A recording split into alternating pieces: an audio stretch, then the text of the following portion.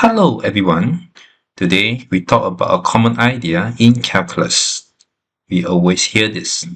To find a maximum or minimum, we'll set f prime x equals 0. But is that always true? Not really. Sometimes f prime x equals 0, but there's no maximum or minimum. Sometimes there is a maximum or minimum even when f prime x does not exist. Let's see why this happens. In school, most functions we use are smooth, like polynomials and trigonometry. If the curve turns, the slope must flatten for a moment. So teachers say, set f prime x equals 0. It works for those nice examples. So everyone remembers the rules, but forget the reason.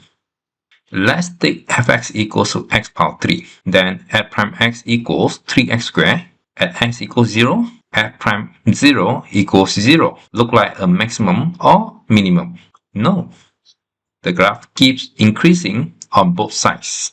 The tangent is flat, but there is no turning.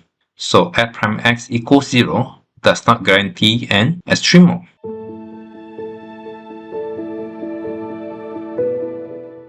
Now take fx to be absolute x. At x equals 0, we can see a minimum, but f prime 0 does not exist. Left slope is negative 1, right slope is positive 1. There's a sharp corner, not a tangent. Still, the minimum is there. So f prime x equals 0 is neither necessary nor sufficient.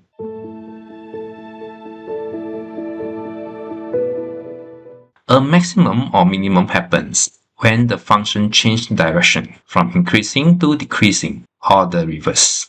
The derivative helps us detect the change, but it doesn't cause it. So the real idea is maximum or minimum means change in monotonicity, not just f prime x equals 0.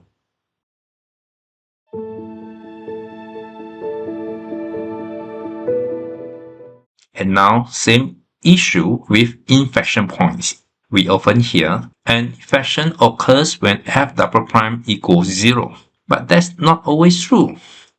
For fx equals x power 4, f double prime x equals 12x squared equals 0 at 0. Yet the graph is always concave up, no inflection.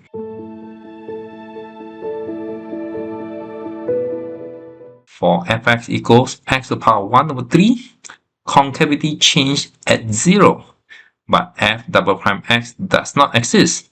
So an inflection means change of concavity, not necessarily f double prime equals 0.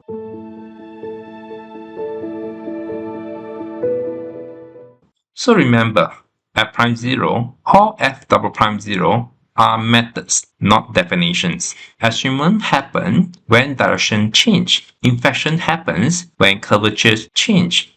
Derivatives help us find them. They don't create them.